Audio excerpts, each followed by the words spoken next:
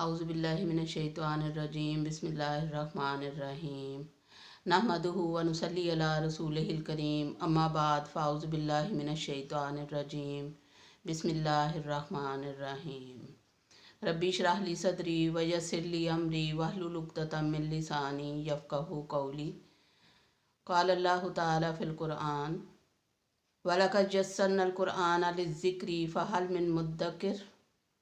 बेशक हमने कुरान पाक को पढ़ने के लिए आसान बना दिया है, बस है कोई जिसको समझे। वक़ाला रसूलुल्लाह सल्लल्लाहु अलैहि वसल्लम खैरुकुम मन तअल्लमल क़ुरआन व अल्लमा। तुम में से बेहतर वो है जो कुरान पढ़े और पढ़ाए।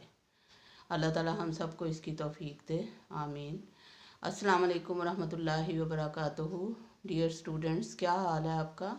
इंशाअल्लाह ताला अल्लाह के फजल व करम से आप सब खैरियत से होंगे, कुरान पाक पढ़ रहे होंगे इंशाअल्लाह। आज का हमारा सबक सूरतुल बकरा का रुकू नंबर 22 की एक आयत है। 2 आयतें हैं रुकू नंबर 22 की और 2 हैं रुकू नंबर 23 की। तो कल हमने शुरू किया था रुकू नंबर 22 की आयत थी, आखिरी आयत जो कल हमने पढ़ी थी आयत नंबर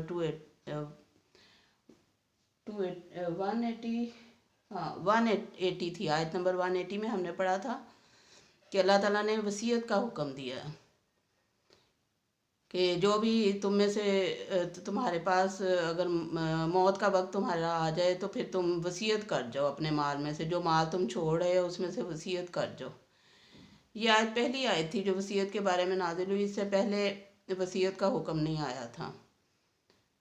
तो मुशरिकीन मक्का में ये रवाज था कि जो भी शख्स फौत होता तो उसकी जायदाद, उसका मालो मता सब कुछ उसके बड़े बेटे को मिल जाता था। तो उनके यहाँ ये रवाज था। तो अल्लाह ताला ने जब नबी पाक सल्लल्लाहु अलैहि वसल्लम आए तो अल्लाह ताला ने नबी पाक सल्लल्लाहु अलैहि वसल्लम को हुक्म दिया कि इनको बताएं कि जो भी तुम्हारा जिसका भी मौत का वक्त आ जाए तो वो वसीयत करे अपने घर वालों के लिए। ये नहीं है कि बड़े बेटे को सब कुछ दे दिया और ना छोटों को कुछ मिला और ना बीवी को कुछ मिला, ना रिश्तेदारों को, करीबी रिश्तेदारों को। तो अल्लाह ताला ने हुक्म दिया वसीयत का कि तुम वसीयत कर जाओ अपने वालिदैन के लिए, अपने रिश्तेदारों के लिए, मस्कीनों के लिए। अब ये जो आयत थी ये वसीयत के बारे में थी, लेकिन इसके बाद जो दूसरा हुक्म सूरतुन निसा में आया तो उसमें विरासत का हुक्म आ गया था। तो फिर ये आयत जो है मनसूख हो गई थी, लेकिन नबी पाक सल्लल्लाहु अलैहि वसल्लम ने इसके एक हिस्से को बरकरार रखा था कि वसीयत करो लेकिन माल के तिहाई हिस्से में, 1/3 हिस्से में वसीयत करने की इजाज़त है। बाकी जो है वो वारसों को जैसे सूरह निसा में बताया गया उस तरह तकसीम किया जाएगा। तो वसीयत के ज़िमन में ही आज की भी हमारी पहली 2 आयत हैं। तो अल्लाह ताला फरमाते हैं औज़ुबिल्लाहि मिनश्शैतानिर्रजीम बिस्मिल्लाहिर्रहमानिर्रहीम। रुकू नंबर 22 आयत नंबर 181 में अल्लाह ताला फरमाते हैं फमन बद्दलहु बाद मा समिअहु फ़इन्नमा इस्मुहु अलल्लज़ीना युबद्दिलूना। फमन पस जो, बद्दलहु इसको बदल डाले, बाद माँ जो, समिअहु उसने सुना हो, फ़इन्नमा पस बेशक, इस्मुहु उसका गुनाह, अलल्लज़ीना उस पर है, उन पर है जो युबद्दिलूना हो उसे बदल डाले। मतलब ये कि वसीयत अगर किसी ने की है और वो फौत हो गया है तो उसकी वसीयत को बदलना जो है वो गुनाह है, उसकी वसीयत को नहीं बदलना चाहिए। तो अल्लाह ताला कहते हैं इसका गुनाह उसी के सर होगा जो इसको बदलेगा वसीयत को। इन्नल्लाह समीउन अलीम, इन्ना बेशक अल्लाह समीउन सुनने वाला, अलीमुन जानने वाला है। फमन खाफा पस जिस किसी को खौफ हो, मिन मूसिन वसीयत करने वाले से, जानफन जानबदारी, औ इसमन या गुनाह, फ़अस्लाह बैनहुम तो उनके दरमियान सुलह करवा दो, फ़अस्लाह पस सुलह करा दो, बैनहुम उनके दरमियान, फ़ला इस्मा अलैहि पस नहीं गुनाह इस पर। इन्नल्लाह बेशक अल्लाह ताला गफूरुर रहीम बख्शने वाला, रहम करने वाला है। इस आयत में अल्लाह ताला ने हुक्म दिया है कि अगर वसीयत करने वाले की तरफ से तुम्हें कोई जानबदारी का या गुनाह का अंदेशा है, मतलब ये कि वो किसी की फेवर करेगा, किसी को या बड़े बेटे को दे देगा सारी जायदाद, या किसी से नाराज़ है या बड़े से ही नाराज़ है, तो फिर ये है कि वो जो वसीयत करता है, जो इर्द गिर्द लोग उसके बैठे हुए हैं, उन्हें चाहिए कि वो उसको समझाएं, उसको कायल करें اور ان کی صلح کروا دیں جو وصیت کا حقدار ہے، جو وارث ہے۔ وارث میں اور مورث میں اگر کوئی انبن ہے تو ان کے درمیان صلح کرا دی جائے، تاکہ وہ مرنے سے پہلے صحیح وصیت کرے، درست وصیت کرے اور گناہ نہ کر جائے کہیں۔ یہ حکم اس میں اللہ تعالیٰ نے دیا ہے۔ یا ایھا الذین آمنوا، اب رکوع نمبر 23 شروع ہوتا ہے، آیت نمبر 183۔ یا ایھا الذین آمنوا، اے وہ لوگوں جو ایمان لائے ہو، کتبہ فرض کر دیے گئے، علیکم تم پر، الصیام روزے، کما کتبہ علی الذین من قبلکم، جیسا کہ تم سے پہلے لوگوں پر فرض کیے گئے تھے، لعلکم، شاید کہ تم تتقون، پرہیزگار بن جاؤ۔ اس آیت میں اللہ تعالیٰ نے حکم دیا ہے کہ اے ایمان والو، تم پر روزے فرض کیے گئے ہیں جیسا کہ تم سے پہلے لوگوں پر فرض کیے گئے تھے، تاکہ تم پرہیزگار بن جاؤ۔ اللہ تعالیٰ نے جو بھی ہمیں عبادات بتائی ہیں ان کا مقصد پرہیزگاری اور تقوی ہی ہے، کیونکہ ہم نے تقوی ہی ساتھ لے کے جانا ہے۔ خیر الزاد التقوی، بہترین زاد راہ تقوی ہے۔ تو اللہ تعالیٰ نے اس آیت میں فرمایا ہے کہ جیسا کہ پہلے لوگ روزے رکھتے تھے اس طرح تم بھی روزے رکھو۔ اب مفسرین کہتے ہیں کہ اس آیت میں فرض روزوں کا ذکر نہیں ہے، اس آیت میں نفلی روزوں کا ذکر ہے۔ وہ روزے جو مشرکین مکہ بھی رکھا کرتے تھے، اور وہ رکھتے تھے چاند کی 13، 14 اور 15 تاریخ کو، جسے ایام 20 کہتے ہیں۔ ایام 20 کے 3 روزے رکھا کرتے تھے۔ تو ان روزوں کا ذکر ہے کہ وہ لوگ جیسے روزے رکھتے تھے تم بھی اس طرح روزے رکھا کرو۔ اب صوم کا لفظ یہاں پہلی بار استعمال ہوا ہے، تو صوم کا لفظ مشرکین عرب میں بھی مستعمل تھا، لیکن وہ اور معنوں میں استعمال کرتے تھے۔ وہ گھوڑوں کو روزہ رکھواتے تھے، اس کو صوم کہتے تھے۔ گھوڑوں کو روزہ اس طرح رکھواتے تھے کہ عرب میں شدید گرمی ہوتی تھی، تو گھوڑے ان کو لوٹ مار کرنے کے لیے، ڈاکے، قتل و غارت، چوری چکاری کرنے کے لیے تیز گھوڑوں کی ضرورت ہوتی تھی عرب قبائل کو۔ تو وہ لوگ گھوڑوں کو تیار کرتے تھے اس طرح کہ انہیں بھوکا رکھتے تھے، اور انہیں ان کی پریکٹس کرواتے تھے کہ یہ لوگ اگر ہمیں کافی دنوں تک یا کچھ عرصے تک کھانا پینا نہ ملے تو یہ گھوڑے ان کا ساتھ دے سکیں۔ اور پھر ان کو پیاسا بھی رکھا جاتا تھا، اور شدید دھوپ میں ان کو کھڑا کر دیا جاتا تھا، اور گرم لو لگتی تھی ان کے جسموں پہ۔ خود تو انہوں نے اپنے چادریں لپیٹی ہوتی تھیں، لیکن گھوڑوں کو ایسے رکھتے تھے تاکہ ان کو تیار کریں شدید حالات کے لیے، شدید موسم کے لیے۔ ان کو بھوکے رکھتے، ان کو دھوپ میں رکھتے، ان کو گرم لو میں رکھتے، تاکہ وہ ان کے ساتھ چل سکیں، اور ان کے جو غیر اخلاقی کام ہیں ان میں ان کی ہیلپ انہیں مل سکے۔